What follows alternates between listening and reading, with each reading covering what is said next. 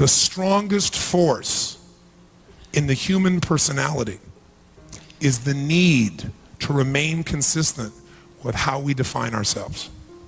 I'm going to say that again. The strongest force in the human personality is the need to remain consistent with how we define ourselves. What does that mean? We live in a world of so much uncertainty now because change happens how often? Constantly. Men's roles, women's roles, jobs, environments, businesses, bam, bam, bam, it's all changing. So we have a need as human beings for certainty. We're not certain about relationships, businesses, time. We're not certain about a lot, but one thing at least we're certain about is I know who I am. If you don't know that, you freak out and you have what's called an identity crisis. We can't make any decisions, you're freaking out. So we all define ourselves subconsciously. So some people see themselves as being extraordinarily conservative. Are they gonna do something crazy? They're gonna know, hey, I'm not that kind of person. What kind of person? I don't know, but I'm not that kind of person. Isn't that true? If you think you're outrageous, you move differently, you talk differently, you do things differently. There's no one right or wrong, but most of us have trapped ourselves in an old identity and we've never updated who we are today. And so you go learn something, a skill, a talent, or ability, but your identity is, this is who I am, and so you never far surpass it. Many years ago, I was asked a very interesting question. Somebody asked me a question, they raised their hand in a seminar and said, Tony, can you change people that don't want to change? Of course you can change people who don't want to change. All you need is the right kind of, if you have enough leverage where change becomes an absolute. Now for some people, leverage is not even the threat of their own life. Some people would rather die than have you tell them what to do.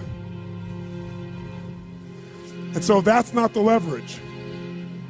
The leverage for them might be something for their children. Leverage for them might be spiritual growth. All of us have a leverage point.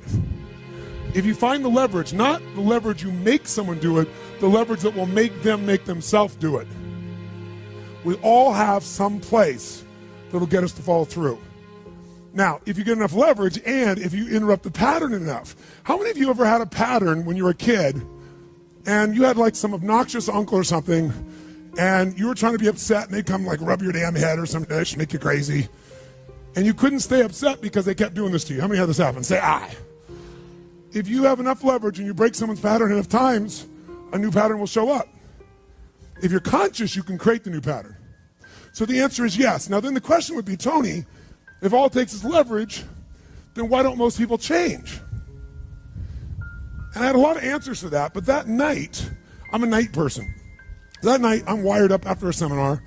It's like 2 o'clock in the morning, it was December. And so I flip on the television in the back for some white noise, looking for CNN, and I come across the old Christmas classic, this Christmas Carol, right? A Dickens classic. And I see it in black and white, and I start watching the movie, and I'm remembering it from being a kid.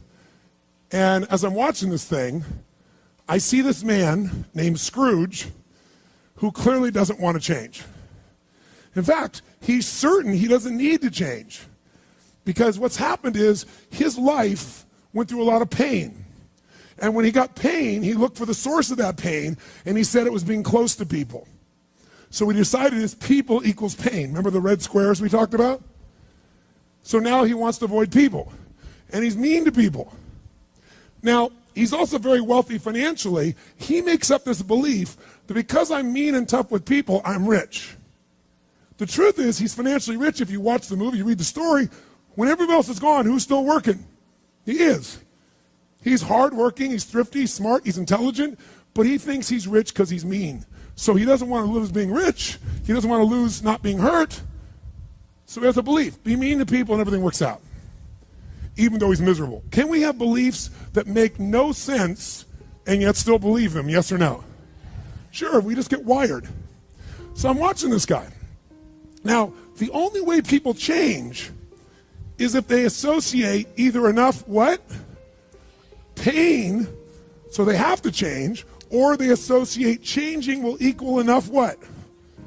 And ideally, if you get both, you'll change. If you get, every moment I do this, the pain's getting more and more intense, there's a point where you must change. And if I change, I get all this pleasure, you're going to want to change. How many follow? But what equals pain and what equals pleasure is what you associate in your nervous system. So what happens is, the only way you create change is changing what you link pain and what you link pleasure to in your nervous system, not just in your head, in your gut. That's what controls you. Lots of times in your head, you know what you should do, but your gut takes over.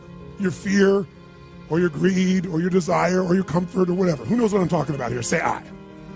But watch this. How many of you used to have a favorite dessert, or a food, or a form of alcohol that you really, really, really loved?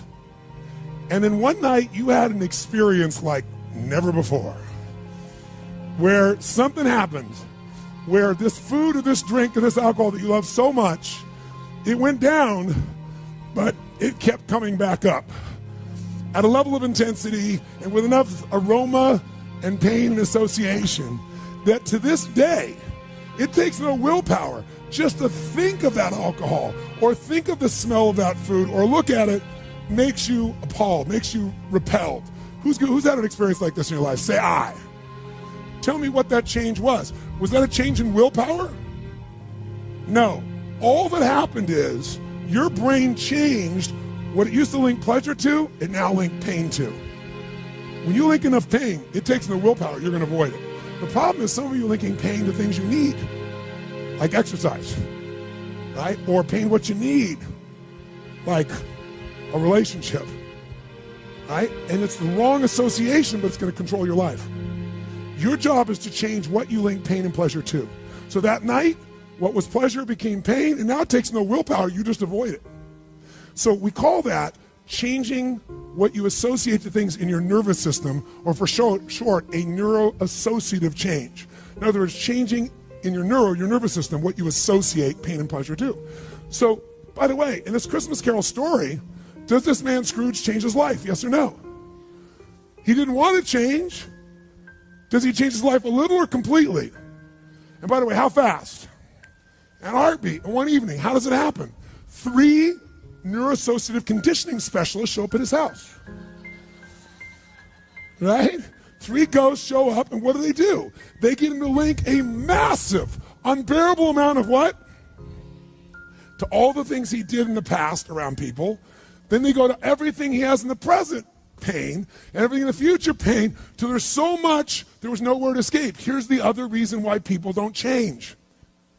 Because right now, my relationship's in pain. But it was good in the past, so you escape having to change by remembering a good time. Or, I may be coughing and having these problems with cigarettes right now, but you know what? George Burns lived to be 102. He smoked cigars, by the way, and he's 1 out of 10 billion people that pulled that off. But let's not confuse ourselves with ratios. So you make up what the future is. If your present is painful, you can escape to the past and get out of the pressure to change. How many follow this? Say I. Or you can escape to a future because no one knows what it is for sure and you can make it up. But if your brain links it's been painful in the what? Past, and it's even worse it'll change like that. Who here has ever stayed in a relationship that you knew was not right for you? It wasn't right for you, it wasn't right for them. Who has ever stayed in a relationship way too long? Who's done this before? Raise your hand. Say I. It wasn't good for you, it wasn't good for them, yet you stayed. Why? Why? Because even though it's painful in the present, what'd you do? You said, it'll get better over there in the future. Who finally changed? Who here finally changed that? Say I. How'd you do it? Your brain went, it's painful now, it was painful in the past, it's going to be worse in the future, that's it. That's what I call a Dickens pattern. When you lock in pain in all those places, there's no place to escape, so you change. It's like if you put a wall here, and a wall here, and we close them in on you, amazingly, you'll move forward. That's what we're talking about. Giving yourself leverage on yourself that way, not having someone else do it to you, you do it to yourself. That's when you got the power again. How many get it? Say I. This could be the greatest time you ever live if you control what you focus on, if you find a more empowering meaning, and if you decide to model the actions of those who succeeded before you. It can be the best financial time, the best emotional time, the best spiritual time of your life, but you better take control of your state. And if you think you're going to do it just by today, you're wrong. You're going to need to get yourself some rituals. Right now, every one of you in this room is controlled by your rituals. I don't just mean this one. I mean every morning you get up. I know your body. I can look at your body right now, and I can guess your rituals. Some of you, your rituals to work out 5 times a week, I can see it clearly. 4 to 6 times a week, it's obvious. Because you couldn't look like that if you didn't do that. Some form of workout. I don't care if it's walking, lifting, whatever. Some of you, it's obvious that lifting weights is part of it. You can see by that man's muscles. I know what his rituals are. Because your life comes from your rituals. If you don't develop the ritual, you're kidding yourself. How many agree with me on this? Raise your hand, say I. And there are rituals that put you in state, and there are rituals that take you out of state. You have rituals in your relationship, you have rituals with your body, you have rituals around your finances, and the rituals that worked in the reaping time of fall in the markets and in business and in real estate, those rituals won't work now. If you do the right thing at the wrong time, you get pain. I'll say that again. If you do the right, you go, but Tony, I'm doing the right thing, but I'm not being rewarded. If you do the right thing at the wrong time, you don't get rewarded, you get pain. So you better do the right thing at the right time, and to do that, you better know what season you're in, and to do that, you better learn how to change your state, how to take control of your own conditioning. That's what I live for. Does this make sense to you, yes or no? Come on, guys, yes or no? So now it's time to train yourself to do that. I'll show you how fast it can change. Try this just for a second. I want to show you what you can do with just focus. Try this for a moment. I'm going to give you a test. Sit up in your chair with some energy. Make sure your buddy next to you is in a strong state. If otherwise, adjust their state. Come on, change their physiology, whatever they got to do. See if they're ticklish. That might help. Now do this. I want you to look around this room right now and find everything in this room that you can find that is brown as fast as you can. Look for brown, look for brown, look for brown, look for brown. Look around you, look for brown, look for brown, look for brown. Okay, close your eyes. I'm going to give you a test. With your eyes closed now, shout out loud everything you saw that was red. If you see a lot more brown right now than red, say yes.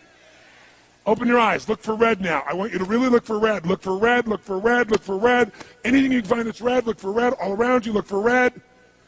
Raise your hand if you found more red this time and say I. Why did you find more red this time? Because seek and you shall. That's right. Whatever you focus on, you're going to find it. In fact, let me tell you something. You'll even find it when it's not there. How many saw burgundy, called it red, just so you could have more things you counted? Raise your hand, say aye, come on. See, whatever you're looking for, you're going to find. So if you want to change your life, my friends, you've got to change your physiology and you've got to change your focus. By the way, how fast can you change that stuff? How fast, my friends, how fast? How fast, come on. In a heartbeat, once you rechange your conditioning. That's all you got to do. And you can do it fast. You can do it with a question or two. Try this right now. Answer this question in your mind and be honest. What in your life today, if you wanted to be, could you feel proud about right now? If you wanted to feel proud, if you didn't feel like, I shouldn't be proud, if you wanted to feel proud, what could you be proud of in your life today? Your children, your health, your body. Is there a problem you faced? Instead of running from it, you finally stepped up and handled it? What could you feel proud of in your life today if you wanted to feel proud? How many can think of something? And when you think about this thing you're proud of, what about that makes you feel proud? What do you focus on that makes you feel proud? How do you breathe when you really start to feel proud? What's the kind of look on your face that starts to happen when you let yourself feel proud? Yeah. How's that feel?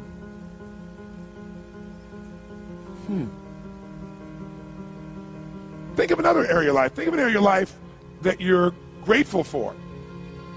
Or if you go, I'm not grateful. If you wanted to be grateful, what's an area you could feel grateful for? What could you feel grateful for if you really wanted to feel grateful? How many can think of something you can feel grateful for? Let me see your hands. And what about that are you grateful for? What do you focus on that makes you feel grateful? How does it feel when you're really, truly feeling filled with gratitude?